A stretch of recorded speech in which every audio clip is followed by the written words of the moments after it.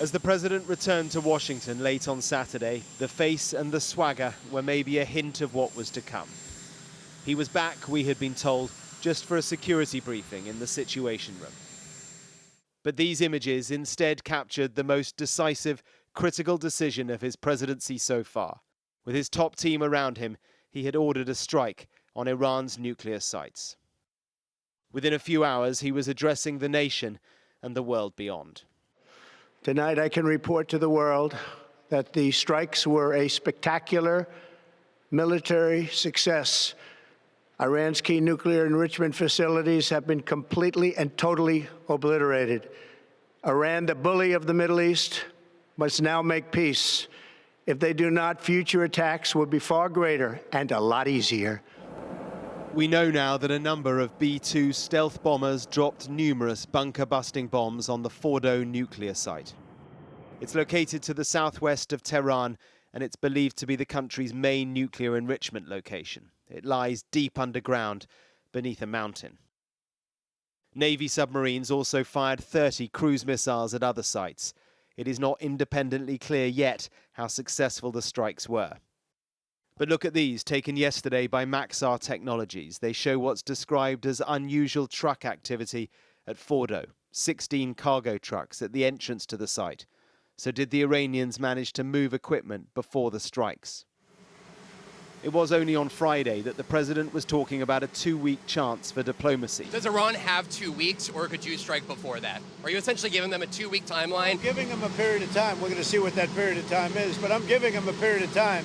And I would say 2 weeks would be the maximum. But the talks in Geneva with the Iranians were not a success, and his position changed. There will be either peace or there will be tragedy for Iran far greater than we have witnessed over the last 8 days. Remember, there are many targets left.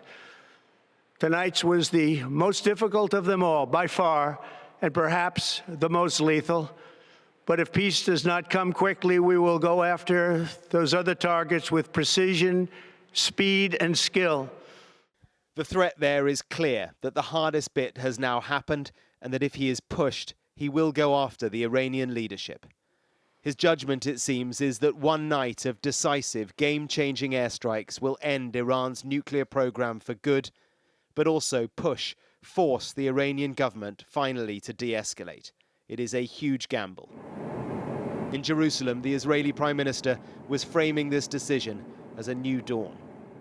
His leadership today has created a pivot of history that can help lead the Middle East and beyond to a future of prosperity and peace.